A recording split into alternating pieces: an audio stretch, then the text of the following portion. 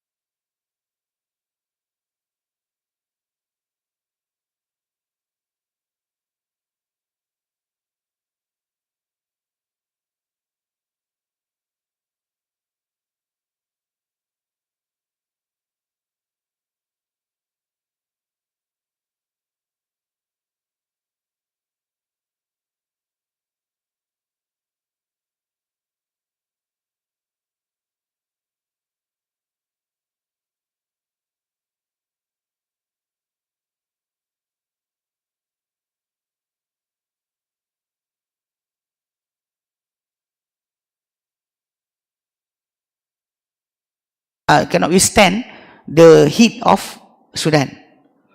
And you know that Southern Africa have snow. They have snow. They have four season. It's not the same as you thought about that. So the color is actually related to the genetic of food that you eat can change a little bit, because you know that when you know that in Southern Africa also you have that Malay Cape Town Malay. Their culture actually sometimes actually still there, like a normal Malay. They are actually being banished by the the the the British British Kingdom when they occupied Malaysia. Any people that actually oppose, they banish them to the to some of the places in Southern Africa, some of the island that actually they put it there, because they don't want those people to oppose them in Malaysia, in the land of Malay at that time. So they put it there. But they actually, when they stay there, their figure or their appearances, maybe by marriage, by food they eat, and the climate, and also the rain that they have, changes them a little. Not really the same anymore. So that is the what being said in Surah Al-Fatir, verse number 27, 27, 28, and 29. The variation is there. And Allah Ta'ala also said in Surah Al-Imran,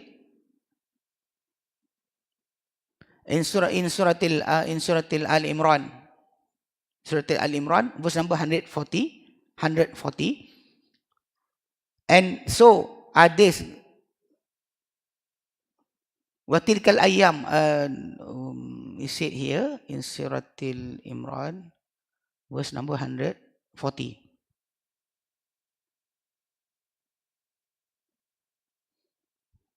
Okay. Watilkal ayyamu nudawiluha bainan nas, and that is the days that we turn over, mana goodness and badness, and not so good, because that actually the ayah related to the reminder from Allah about the defeat. Because if you recite in the Surah Al-Imran, you will see a few ayah there talking about what happened in the war of Uhud. In the war of Uhud, 70 of the companion died as martyr. So they died there. So Allah Ta'ala remind them about in damsaskum qarhun faqad masal qaumu qarhun mithluh. If you being hurt, then those people also being hurt the same as you, because during the war of Badr, the mushrikin also lost 70 people. So you now lost 70 people also. But in Badr, 70 of them being killed from the mushrikin, and 70 being captured alive. So in Badr, in Uhud, 70 of the believers or the companion of the Prophet being killed. So Allah Ta'ala said, if you being hurt, then they also being hurt. And that is the day that we turn over upon you goodness and not so good, turn over and over again. Nas waliya'lamallahu alladhina amanu, said Allah Ta'ala will know that who is the real believer. Wa yattakhidha minkum shuhada, and also Allah want to take from among you the martyr. Wallahu la yuhibbul zalimin. Allah Ta'ala verily doesn't like those who actually oppressing others. Okay.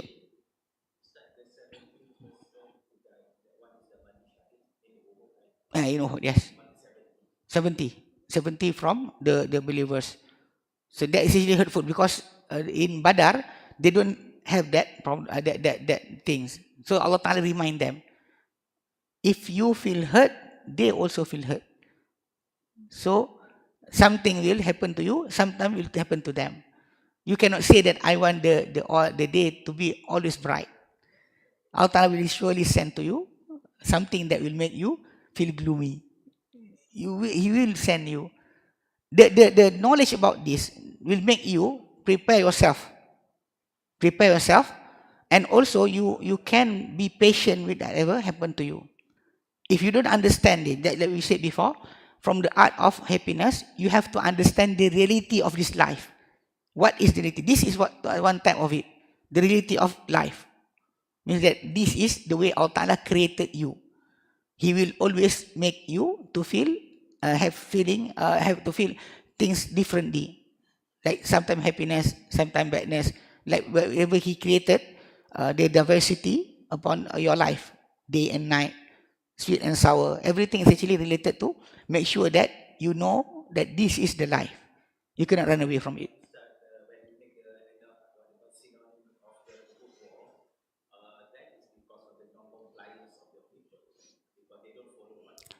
Yes, that is like we said, anything happen like that is actually for lesson learned. It's like what being done by Adam. Adam, inside the paradise, he ate from the forbidden tree. Essentially, there is just a course for us, the believers, or the son of Adam, to learn that whatever mistake being did by Adam is actually for us to learn.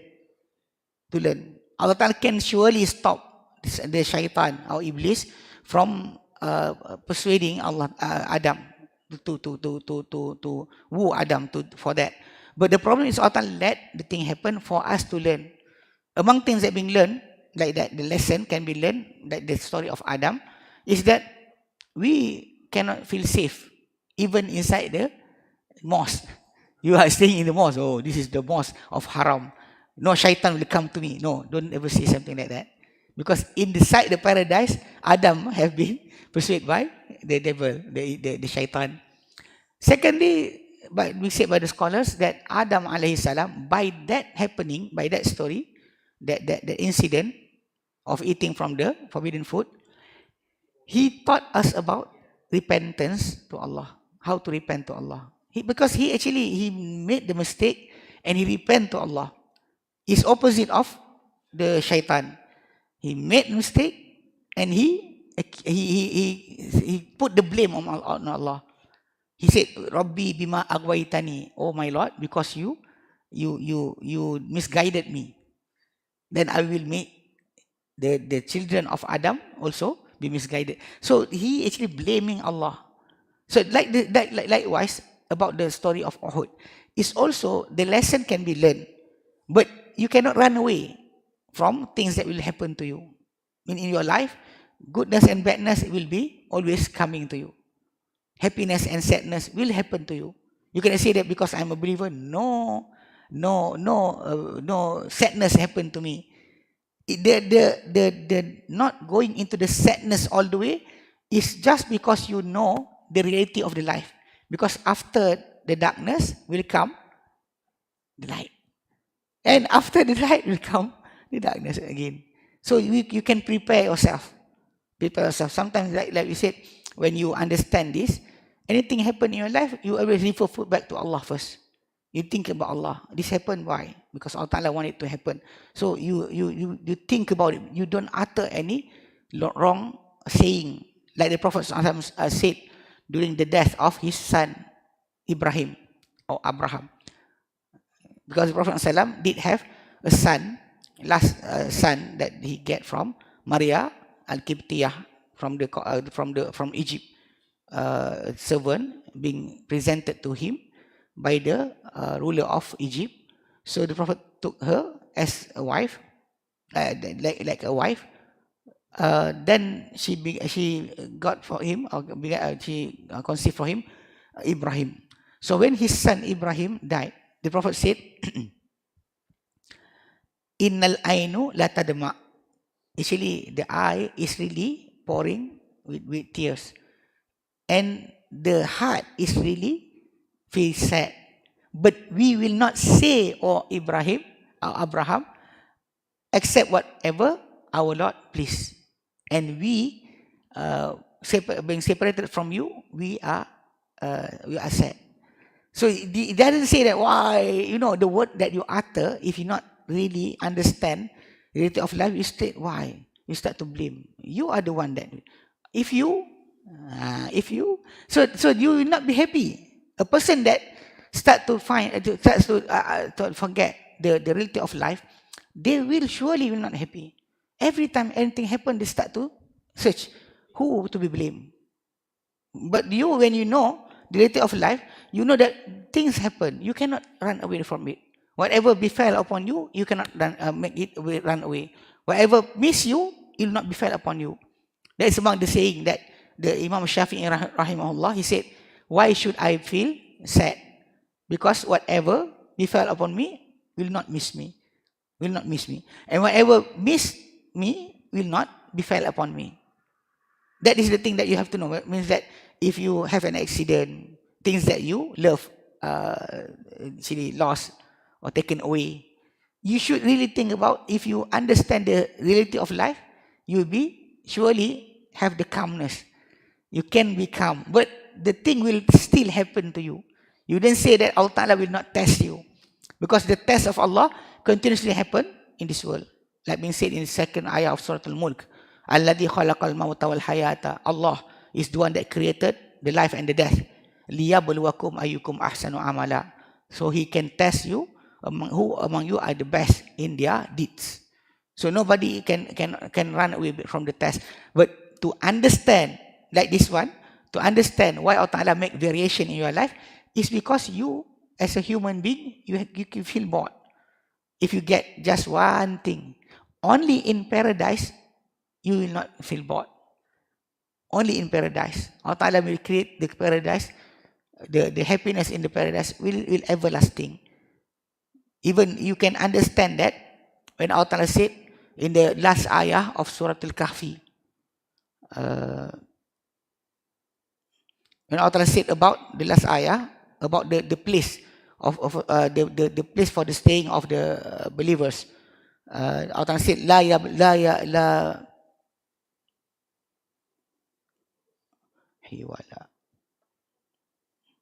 Surah Al-Kahfi verse number 108. 108, about the people who, the dwellers of the paradise, La yabghuna anha hiwala. They will not want to change their place. They do not want to go away or being turned away or get a new place from than the paradise that they have. You know, you right now, where you are living here in this world, you bought a house, a big house. You really like the house. You put all the thing there, all the curtain you took. You yourself pick the curtain, the kitchen cabinet, the sofas and everything. But when you love your house, but suddenly if you look somewhere, someplace, the house is bigger, the surrounding is more beautiful. Suddenly what do you say? You have that desire, inside your heart. If I get that house, or being offered to you, okay, you want to change your house with this one, surely you change. People will say, even though you like it, or you bought a car that you really like, but after you see something more than what you get, you start to think about changing your car. That is what we said, a boredom that you have about one thing that you love, not the thing that you hate. The thing that you love. Then Allah Ta'ala said in Surah Al-Kahfi, when Allah said about the paradise, where they abide eternally, they will not desire from it any transfer. They don't want to be transferred to any new place. The place that they have, they're really happy with it. How can it be like that? It can be like that only if Allah making all the blessing, all the enjoyment is eternal. Everything is new. How can you understand this? If you look in Surah Al-Baqarah, verse number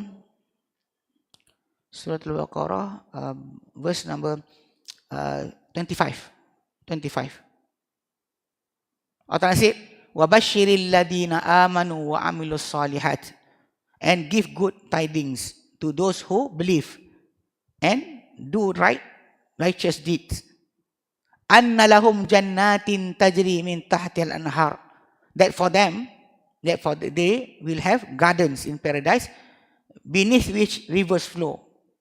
So fertile, so good that the water is always inside the garden, underneath the garden. Kullama ruziku minha. This is how we know that the enjoyment of paradise become eternal. You don't want to be transferred to a new place. You don't like anything else. You will always satisfy your needs or your desire. Why? Allah Ta'ala said, Kullama ruziku minha. Whenever they are provided with the provision of fruit thereof, means every time the fruit of the paradise being given to you as provision, as your rizq.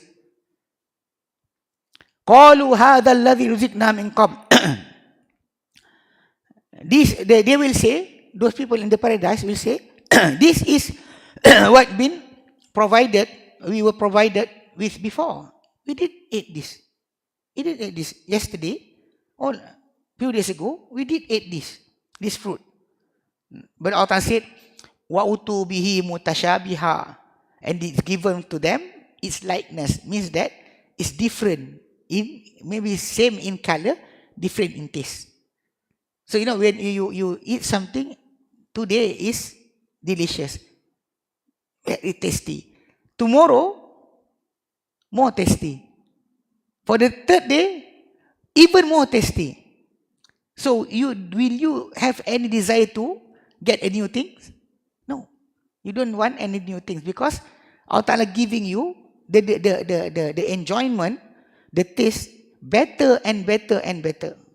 That's why in the ayah of 108 Surah Al-Kahfi, we say that Allah Ta'ala said, La yabaguna anha hiwala. They don't want to be transferred to from the paradise that they are in at that time. Like in this world, you will not get that type of enjoyment. Everything will be for temporary enjoyment. Lightness, you're happy, but for a period of time. After that, you get bored. That is the thing that we say when people get married. The few months, few years, they're actually good. But starting for the 4th year, 5th year, they start to quarrel. This is why. If we do it, sometimes when we meet some of them, when they start to quarrel each other, the first question will be asked, did you get married to her and you get married to him? Did you get married because of love or being forced by others? He said, no, with love. So what happened? This is the thing that our Sheikh said. What happened? You married to somebody because of love.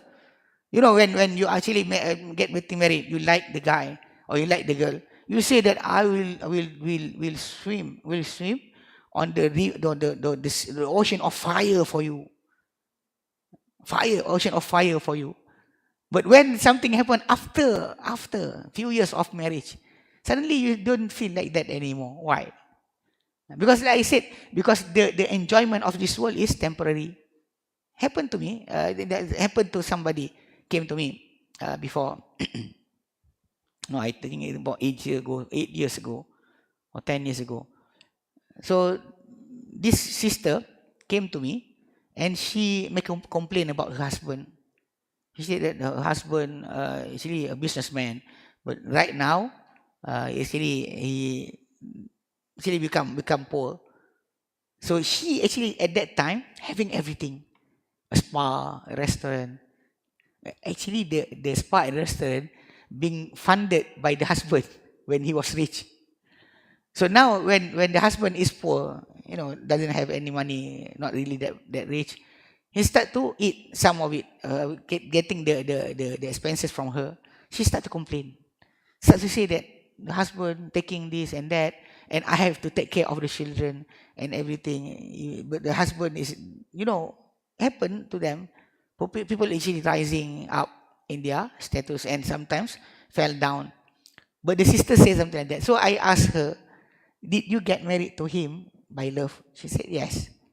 So when you actually marrying him before, did you have any say inside your heart? Inside your heart, the saying that I will swam the river, the ocean of fire for you. She said yes. What happened just now? You don't remember that the things that you get today is actually from from whatever your husband gave you. So you forgot about that. That's the first thing. Secondly, yes, you actually are not obligated to give any expenses to your children. It's all of it is upon the husband. But if you give to them, it become a reward from Allah. It becomes sadaqah. You get two rewards. One reward is sadaqah. One reward is the relationship of the relationship of family tie. So Allah give you two reward. So why should you feel like that? So Alhamdulillah, after our session, she think about that, then never complain anymore.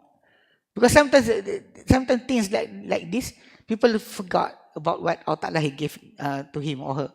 So anyway, the boredom happened. If the boredom is not there, I think she will give everything to the husband. But because the boredom happened after a few years, because of that, we know that in this world, there's no such thing as eternal enjoyment. We'll always have sadness and happiness. They will rotate inside your life. Okay. He said here, the children of Israel, tired of eating one kind of food they were given, even though this is the best food, simply because it was all they ate. He said in Surah Al-Baqarah, verse number 61, Lan nasbiru ala ta'amin wahidin. We cannot endure, we cannot be patient with one food only. But the food is actually the best. They are actually walking on the desert. They don't have any provision. They don't have any food. So Allah sent down to them two things, two type of food. One is manna. Manna is said by the commentators of the Quran as like a sugar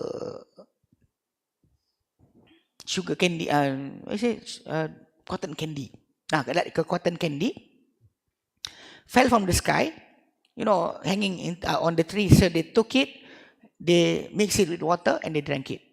It become energy for them. So the manna is sent down like that. Salwa is actually a type of birds. The Allah sent them to them. They slaughter it, then they ate it. So at that time, that is the best food Allah sent down to them. But because they only eat it all the time, when they are actually don't have any land to settle down yet, they are moving. The cloud is actually on top of them, so they do not feel hot, but they need food.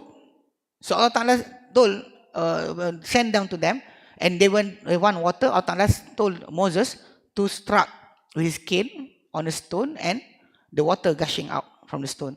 So they actually have the best thing from Allah, but they still saying that lan nasbiru ala ta'amin wahidin. We cannot endure, we cannot be patient with just one type of food. A type of bird. They say it's actually like a quail. Allahu alam. It's being said by the commentator. We know that it's being said by Ibn Abbas. Whatever being said in the Quran about things that Allah sent down, or whatever in the paradise being said to us, we know the name, you don't know the reality. You know the name, but you don't know the reality of the things, because you didn't see it, you didn't taste it. You know the name. Even he said that nothing from the paradise for us only except the name. Except the name. You have the name, you don't know what is actually there. Like being said to you, the river in the paradise, in the Quran being said, one river of milk, one river of khamr, one river of honey, one river of water. Water we can see, we know how the river of water came to us.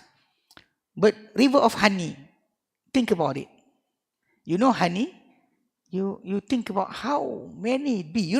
For a drop of honey to be produced by the bee have to go to almost 1,000 flower to gather nectar before it can produce one drop of honey. Now in the Quran saying that a river of honey. So if you really, you know the word, you don't know how. That river of milk. You know, you want to make a cow. To be a river, how many cow you have to make? Because of that, because Allah Ta'ala can make thing happen by say kun, be, and it is. It doesn't have to go to the same process that we think in our mind.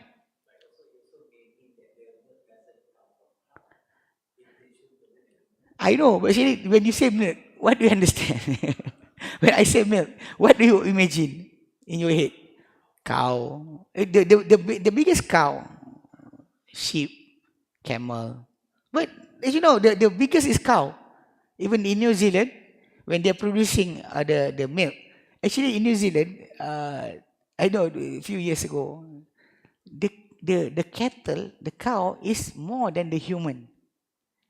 The human is not rich more than 5 million, but the cow is actually more than 5 million. Because there, the human is not many as the cattle. So they can produce milk. No, the New Zealand milk is actually one of the highest grade being sent down, exported to this world. So anyway, you know, the milk always from cow or the cattle. You know, the sheep, the goat, the you know, horse. You don't really drink the milk of horses, huh? Camel.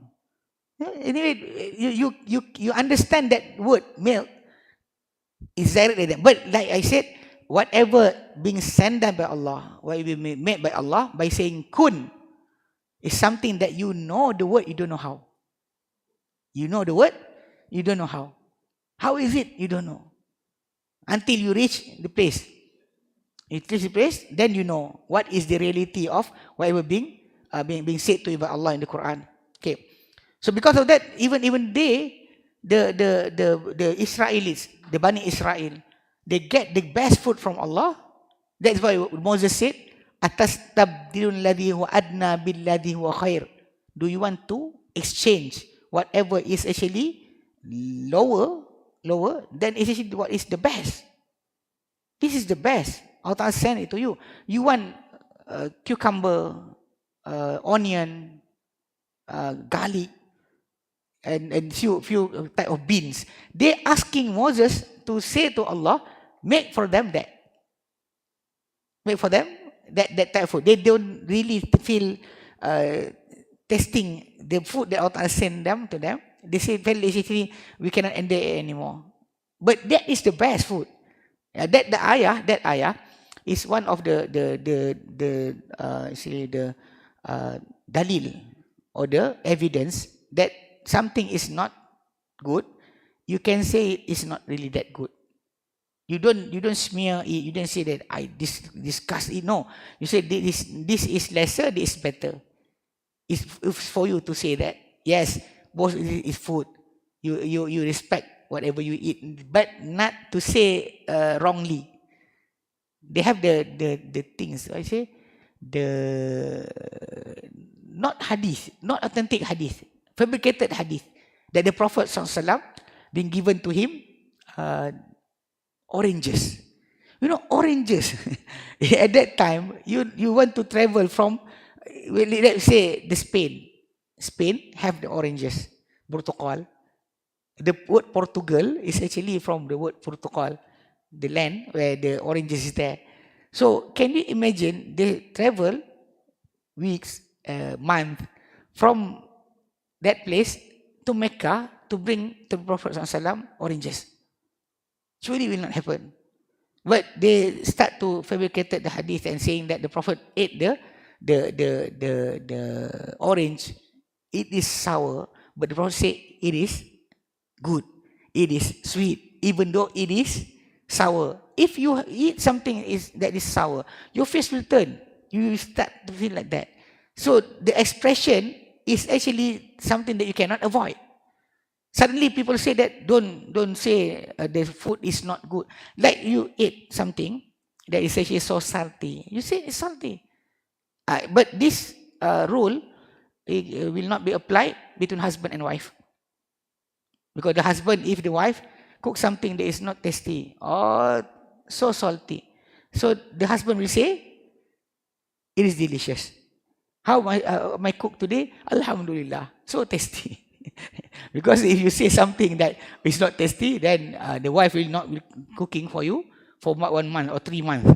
Allahu A'lam. Anyway, actually that the thing that being said. So boredom will happen because you want to be happy. You have to see the world that actually Allah Ta'ala will rotate it for you. Things good and bad, sweetness and sourness, everything will turn over for you. Because the variety will make you alive. Because you will feel bored. Even like I said, boredom, when you actually reach a person, you will bored with your life. That's why you can see that many rich people that achieve fame, glamour, suddenly they took away their own life. That all the musician, the singer in Korea, I say so big numbers. In the Western society, even the Linkin Park, is it?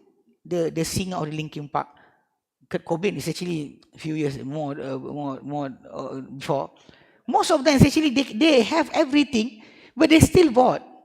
They can buy everything. We thinking that, oh, mashallah, he can buy anything. Just flick a finger, thing will come to them.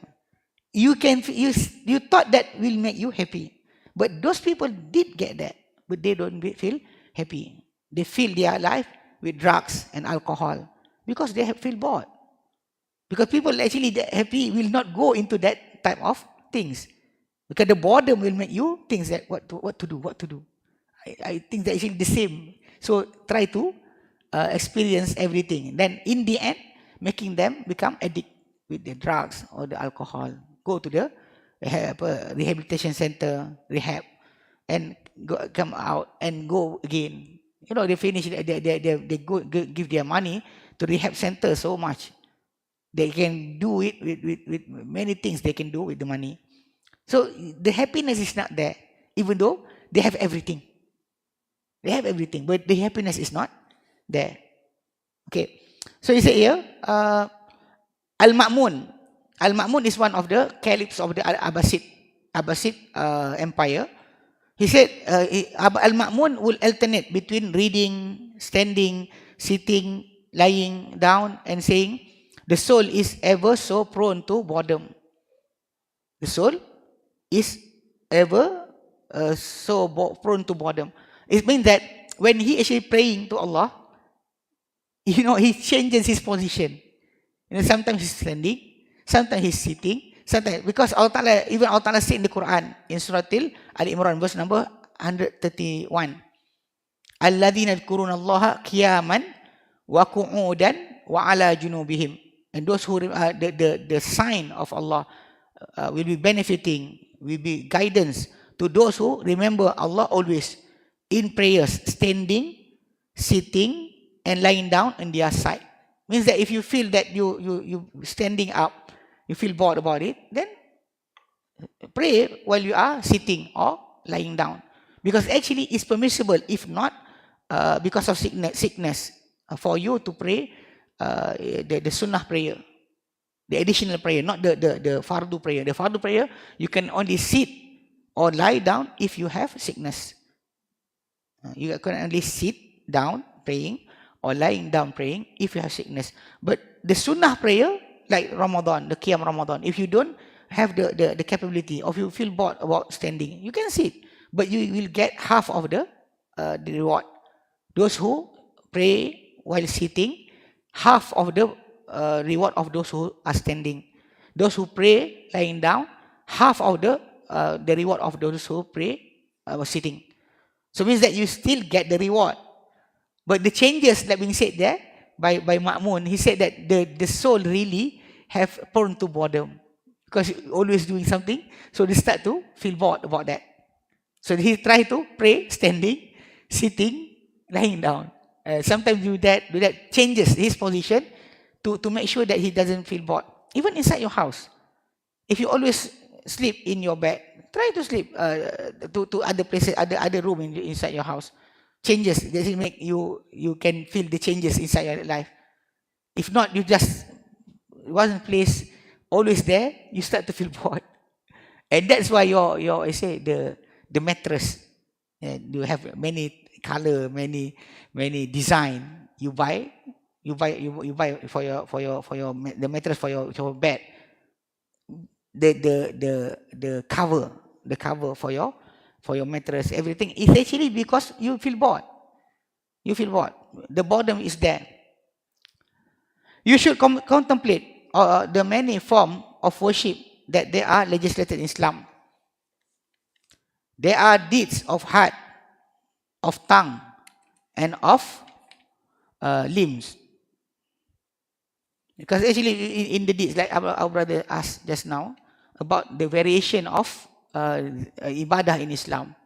You know, the way you worship Allah, the deeds that you do, act of worship towards Allah, is so variation also, have variation, like we just mentioned before, about the supplication. You supplicate to Allah, but the way you supplicate, where you supplicate it, is always have many words. Even though, like I said, you can just say Bismillah.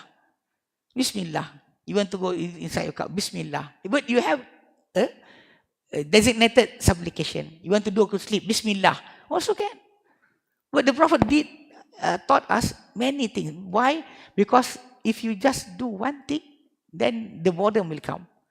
So Allah Ta'ala make you in form of worship. There are deeds actually of the heart, something related to the heart, and also to the tongue. Means that the deeds that actually related to your tongue, what you mention, what you say, and also your limb, your physical body. Of wealth, also of wealth. Deeds for those who are wealthy.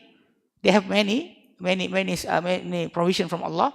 So wealthy by spending for a good cause. So for a good cause. That is actually the way Allah Ta'ala making. Everybody have their own part. If you are a wealthy person, that is the way for you to spend. And even spending, you have many channels. You have many channels to just spend on your family, to the poor, in the form of zakah that is obligated, or the form of just actually just charity. It's different. So many things Allah Ta'ala make for you to go into putting your money. Where do you want to put your money? Where you put your wealth? To get the pleasure of Allah, you have many ways. The prayer, almsgiving, fasting, pilgrimage to Mecca, fighting in the way of Allah. These are only some examples of worship. Variation, but all of it is actually allocated, being subscribed to us by Allah for us to gather His favor, for us to make us get the mercy of Allah upon us.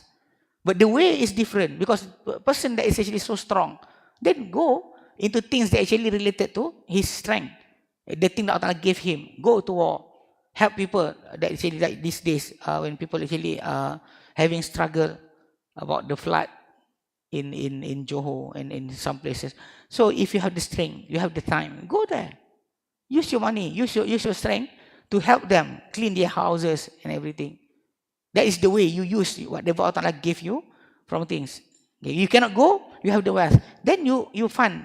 Anybody want to go there, you fund people that will go and help people there.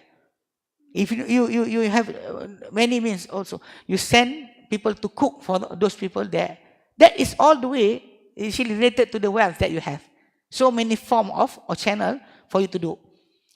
The prayer involves standing, bowing, prostrating, and sitting.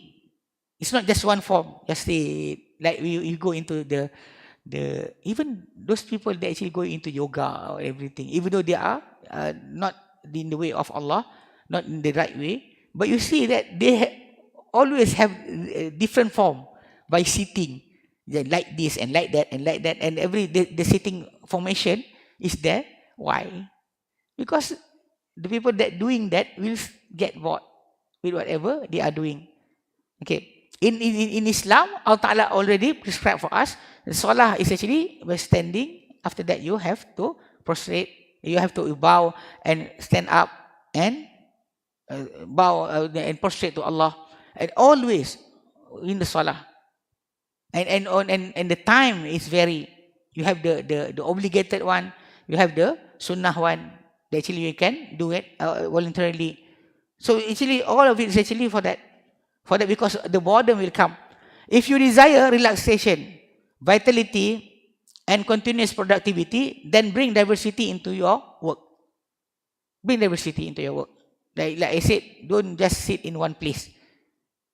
Or change the way you use your actually, maybe you are writing something. Change the thing that you are writing, the book that you read. So make it vary so that you can not feel bored. He said here,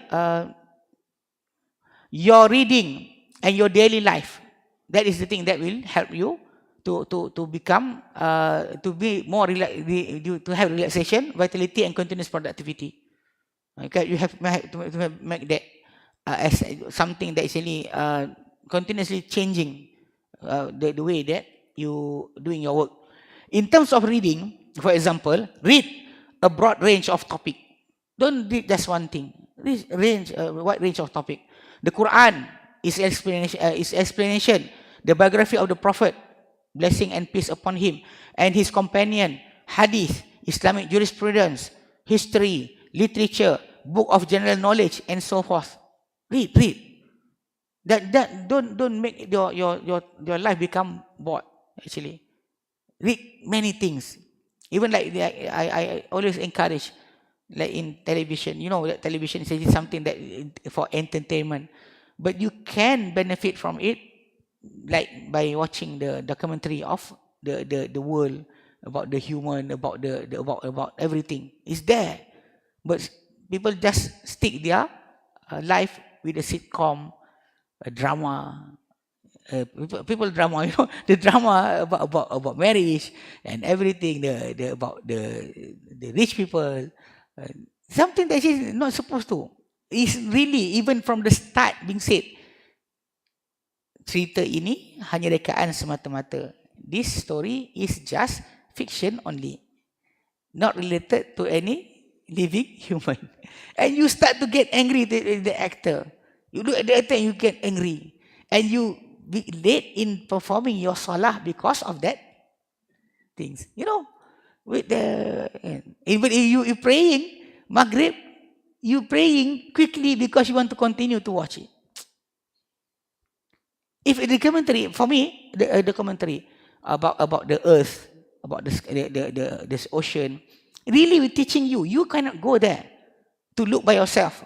Then Allah Ta'ala make somebody go there, film it, and bring it to you, but you don't really benefiting from it.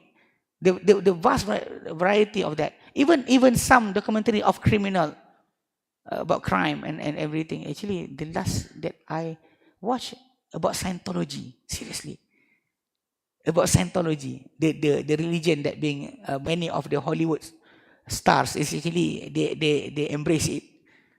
Scientology, Tom Cruise, John Travolta,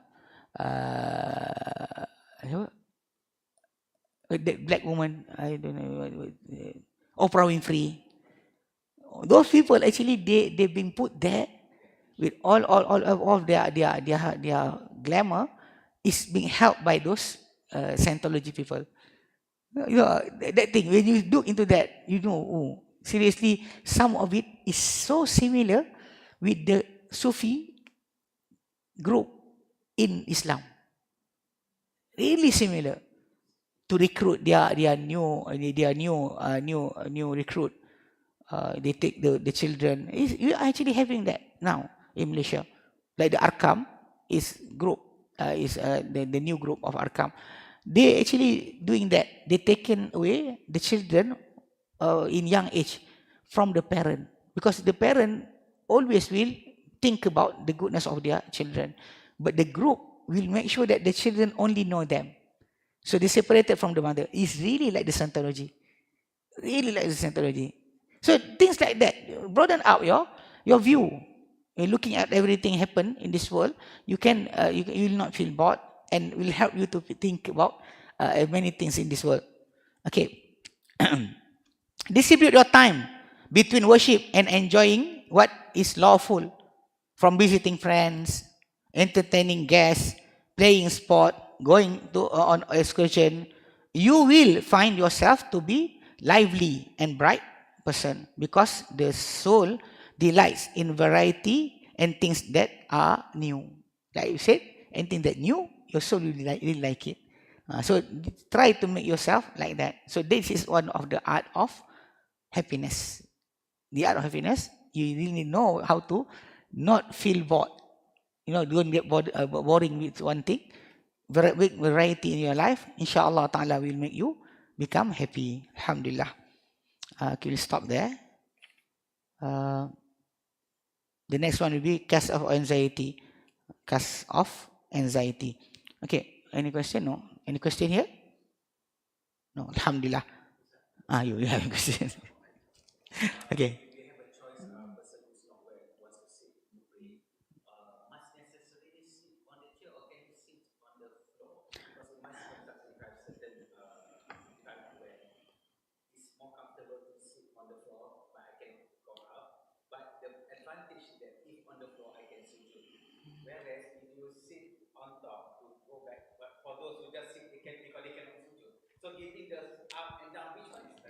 Okay, firstly, when you are praying while sitting, in the time of the Prophet ﷺ, being shown always on the floor. Always on the floor. Always on the floor when you pray on sitting. Or you have a bed, you sit on the bed. Because they are, the companion of Prophet ﷺ happened, one of the companion, he actually praying on his bed, and he put a pillow to prostrate upon. The Prophet saw that, he take it away. The Prophet took away the pillow. So the second time the person start to pray and start to put something to prostrate upon. The Prophet push it away.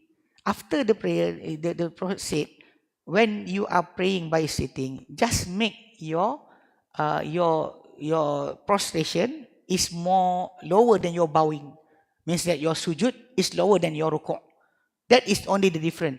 You don't have to put your head on the land when you are praying. And the best way of praying while sitting is cross leg or bersila.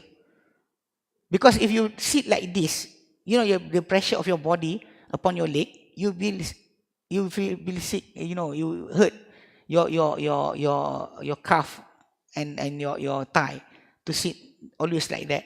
You can, when you sit cross leg, means that bersila. That is the way that Prophet ﷺ pray. No, you don't have to, because you have sickness. Okay, first thing first, are you sick? No. Are you sick or not? That's the thing. If you have the sickness, then praying like that, like I said, you don't need to put your head on the land. Even though some of the scholars said that the Prophet did say, "Idza amartukum bi syai'in," whenever I told you, I command you for something, fa'tu mastata'tum, do it as you can. But this is too general. This hadith is too general for you to put it there, because the Prophet himself being thrown down from a horse.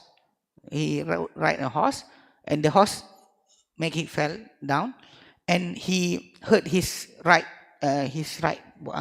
arm, body, melecet.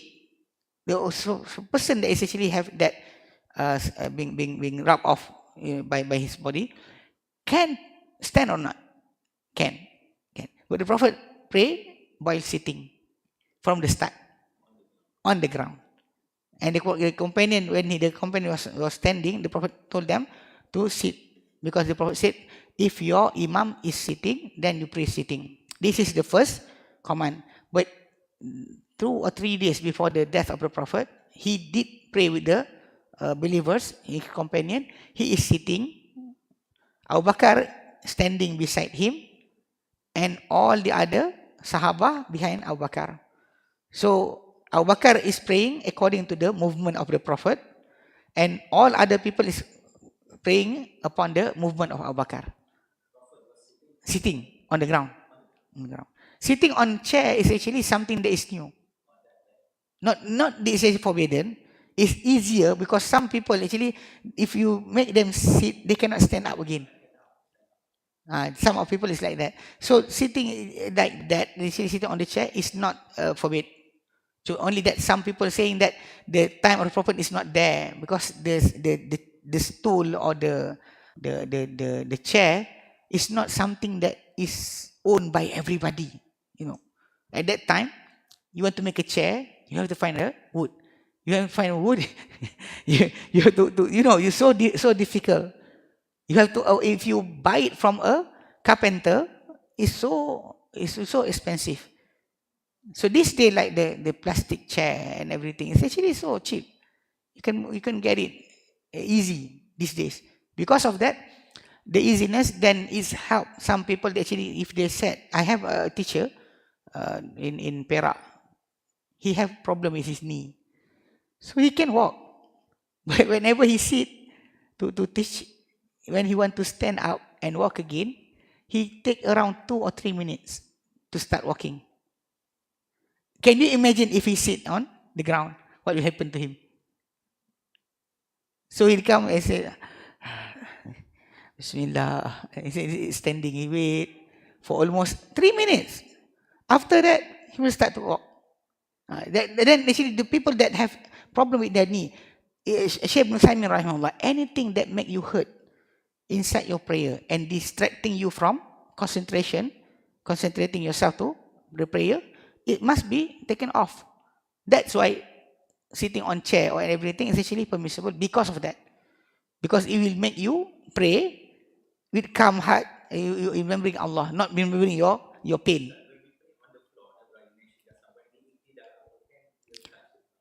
Okay. Actually, when you're sitting on the floor, so any place that you have to raise up your hand, that is actually on the takbiratul ihram, or during one to sujud, rukuk, or lift up from i'tidal from rukuk, or when you're getting up from the first tahiyat. So you always lift up your hand. Allahu Akbar. You lift up, even though you are sitting, you lift up your hand. Allahu Akbar. Allahu Akbar. I'tidal also. And sujud, no. Don't you lift up. When a place that is not being lift up the hand, in going to sujud or sitting from the sujud, you don't raise up your hand. So the hand actually, you don't have to be like this. Just like this also can. Because you know that the hadith about raising up the hand is actually either the hand is equivalent to the your ear or your shoulder. Okay. So it's okay for you to that. Okay, alhamdulillah. So you understand. So the things about which one is better, which one is more appropriate for the person to not feel sick or pain, then it's actually that is the best. Okay. Okay. Any question? No.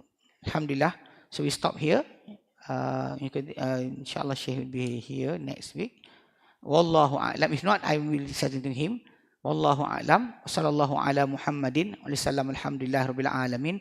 Subhanakallahumma wa bihamdika asyhadu an la ilaha illa anta astaghfiruka wa atubu ilaik. Assalamualaikum warahmatullahi